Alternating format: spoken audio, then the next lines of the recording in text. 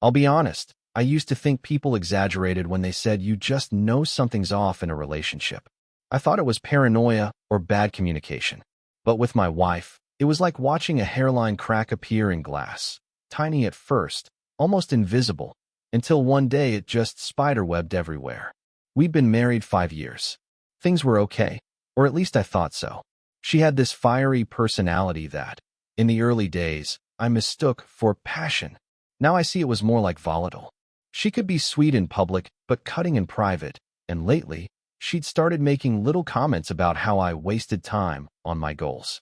See, I was trying to finish my online degree in business while also working full-time. My goal was to start my own consultancy in 2 years. I'd get up at 5 a.m., hit the gym, study before work, and then come home to knock out assignments. She used to cheer me on. Now, she'd roll her eyes and say stuff like, "Oh, another motivational podcast? Maybe listen to one about how to be a better husband instead."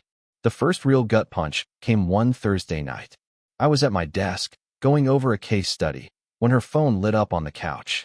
Normally, I wouldn't even glance, but the preview line on the screen made my stomach flip. "Can't wait for Saturday. Same place as last time." It wasn't from anyone I recognized. And just like that, my focus, the thing I'd been guarding so fiercely, cracked. I told myself not to jump to conclusions. I mean, people text friends like that, right? But Saturday, same place as last time? It didn't sound like brunch with her cousin. I waited until she came back from her late-night grocery run, which, by the way, she started doing more often lately, and casually asked, "Who's texting you about Saturday?" Her face didn't even flinch. She laughed. Then she said, "Oh, that's from Carol. You know, Carol from yoga? We're doing a girls' day." Here's the thing. I knew she hadn't been to yoga in months. The mat in the hallway closet still had a layer of dust on it. So I said, "That's cool. I didn't know you guys were hanging out again." She got this slightly too long pause before nodding. "Yeah, we just reconnected." Then she reached for her phone, scrolled furiously, and shoved it in her bag. Not on the counter, not charging like she normally would. Her bag. I tried to get back to my studying, but my head was buzzing. This wasn't just a little white lie. It felt rehearsed. And the more I thought about it, the more I realized she'd been lying about small things for weeks. The store was out of eggs. I'm working late. I left my phone in the car. It's strange how betrayal doesn't always kick down the door. Sometimes, it just leaves breadcrumbs, and you're the idiot following them deeper into the woods. Saturday came, and I decided I wasn't going to just sit around waiting for her to come home smelling like lies. She'd left the house in her yoga outfit. Brand new leggings, hair done way too nicely for a sweaty class, and a little spritz of perfume she only wore for date nights. I waited 20 minutes, then grabbed my keys and followed. I didn't even feel guilty. If I was wrong, I'd eat the humble pie. If I was right, well, at least I'd know. She didn't go anywhere near the yoga studio. She drove straight to this upscale cafe downtown, the kind with $9 lattes and polished wood tables. I parked a block away and walked by on the opposite side of the street. She wasn't with Carol from yoga. She was with a guy, early 30s, clean cut, suit jacket, the whole professional look. He stood up when she arrived, kissed her on the cheek, and pulled out her chair. That's when I noticed something else. She was beaming. Not her usual Instagram smile, but this soft, real one I hadn't seen in months. She leaned in close, touched his hand while talking. I stood there like an idiot, watching my wife play the leading role in a scene I never auditioned for. I could have stormed in right then, but something in me said no. Not yet. I wanted to see how far she'd go, how deep the lie went. I needed to understand what I was up against before I confronted her. And believe me, what I found next made my stomach turn. I didn't approach them. Instead, I circled back to my car, parked in a better spot, and watched from a distance like some budget private investigator. They stayed there for almost 2 hours. Lots of laughing, a few shoulder touches, and at one point, she actually reached over and fixed his tie, like it was the most natural thing in the world. When they finally got up to leave, I snapped a quick photo of the guy as they walked toward his car. I figured I could reverse image search him later, or at least ask around. That night, after she came home all exhausted from yoga, I waited until she went to bed. Then I pulled out my laptop, uploaded the photo, and started digging. It didn't take long. The guy was Mark, a project manager at a local marketing firm. And here's the gut punch. I knew the firm. My wife had interviewed there last year for a social media role. She didn't get it, but she had mentioned once that the hiring manager was really friendly. Mark. My brain started connecting dots like it was building a crime board. That extra consulting work she'd been talking about lately? She claimed it was for a freelance client. But now, I wondered if it was just him. And then came the worst part. I checked her public Venmo transactions. There he was. 2 payments from her to Mark, both labeled lunch with stupid little coffee cup emojis. She'd never mentioned paying anyone for lunch in her life. This wasn't just some random fling. She'd kept him in her orbit for months. And now, apparently, I was financing her little motivational detour. The next morning, I made coffee and acted like nothing was wrong. She came into the kitchen wearing one of my old t-shirts, hair in a messy bun, looking like the same woman I'd married, which made the whole thing feel even more twisted. I casually asked, "So, how was yoga yesterday? Did Carol show up?" She didn't even blink. "Yeah, it was great. We grabbed smoothies after. You should come next time." "Smoothies. Interesting." I kept my face neutral and said, "Funny, I was downtown yesterday and thought I saw you." That froze her. Just for a second, but I caught it. She sipped her coffee and shrugged. "You must have been seeing things. I was nowhere near downtown." The audacity. She looked me dead in the eye and lied like she was reading from a script. And for some reason, that made me calmer, not angrier. Because in that moment, I realized something. She wasn't going to stop lying unless she thought I already knew everything. So, I decided to bait her. I said, "Yeah, you're probably right. It just reminded me of that cafe you like. What's it called again?" She hesitated, then said, "Breyer and Company. But I haven't been there in ages." The exact cafe I'd seen her at less than 24 hours ago. That was when I knew I had to stop giving her space to spin stories. The only question now was, did I call her out cold, or let her hang herself with more rope? I decided to let her keep talking. People like her get sloppy when they think they're in control. And honestly, a part of me wanted to see how deep this rabbit hole went before I blew it all up. Over the next week, I made little changes. I told her I'd be working late a couple nights, except I wasn't. I parked my car a few streets over from the cafe and waited. Twice, she showed up. Twice, it was with Mark. The second time, they left together in his car. I also started asking small, loaded questions at home. How's the consulting work going? Did you ever hear back from that marketing firm? Do you still talk to anyone from that interview last year? Every answer was a new flavor of fiction. She told me the consulting was all online. She hadn't thought about the marketing firm in forever, and she barely remembered anyone from the interview. All while I had a growing stack of photos and screenshots proving the opposite. The final straw of that week was when she forgot her phone on the kitchen counter one night. A text popped up from Mark. "I'm still thinking about last night. Can't wait to see you again." And just like that, my stomach dropped for the 100th time. She wasn't just lying to me. She was building an entire alternate reality. And now, I wasn't sure whether to confront her or let her walk herself right into a trap I was already setting. By this point, my anger had burned into something sharper: strategy. I wasn't going to just scream and watch her deny everything. I wanted her cornered with no way out. So I set up my first move. Bait her with an opportunity she couldn't resist lying about. One night over dinner, I told her my company was sending me on a 2-day conference out of state next week. Totally made up. I said I'd be leaving Thursday morning and coming back late Friday. Her reaction was telling. She didn't ask what the conference was about, didn't ask where it was. She just smiled a little too quickly and said, "Well, that'll give me some time to catch up on things." Yeah, sure. Catch up. That Friday, instead of being out of state, I was parked 2 blocks away from our house. I had my phone, my camera, and a thermos of coffee. Around 7 p.m., I saw a familiar black sedan pull up, Mark's.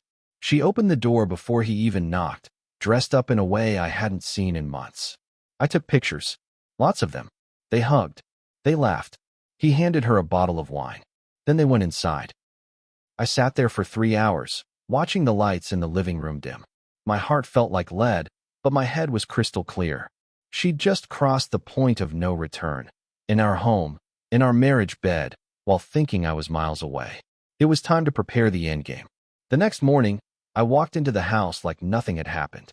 She greeted me with this fake surprise, "Oh, you're back early," and some flimsy excuse about finishing chores last night. If she only knew I'd been sitting in my car around the corner while she was playing hostess to her side project. I kept my cool. Over the weekend, I quietly backed up all the evidence, photos, screenshots, even a copy of our Venmo history, onto a USB drive.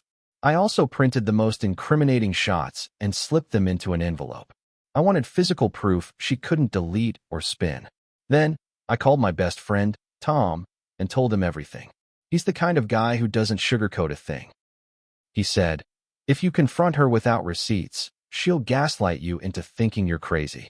You need to pin her in a corner so tight she can't breathe without admitting it." That stuck with me. So I set my plan. I'd hit her with the truth when she was least prepared. No time to rehearse. No chance to delete messages or call Mark for damage control. I chose Tuesday night. She'd think it was just another quiet evening, maybe one of her late work days. But when she walked in, I'd be waiting at the table, envelope in front of me, phone recording in my pocket. This wasn't just going to be a confrontation. It was going to be a demolition. Tuesday came, and I was ice calm. No pacing, no sweating, no shaky voice rehearsals. Just me, the envelope of photos on the table, and my phone recording from my shirt pocket. She came in around 8:15 p.m., carrying a tote bag and smelling faintly of men's cologne, not mine.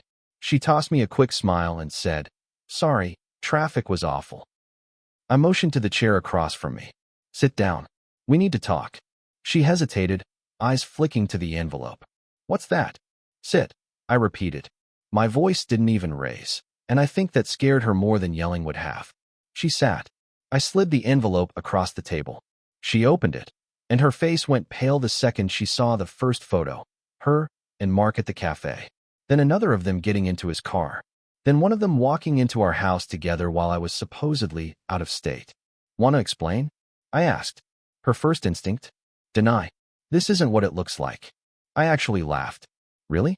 Then maybe you can tell me why Mark is sending you late-night texts about last night. Or why you've been paying him for lunches. Or why you lied about being at yoga when you were at Breyer and Company with him." She froze, eyes darting like she was searching for an exit in her own kitchen. Then the tears started. The performative kind, like she was auditioning for sympathy. "It's not. I didn't mean for it to happen. You've been so busy with your goals." And there it was, the blame shift. My goals. My discipline. My refusal to sit around binge-watching reality TV with her every night. She made it sound like I had pushed her into another man's arms. That was the moment something in me snapped. Not with rage, but with clarity.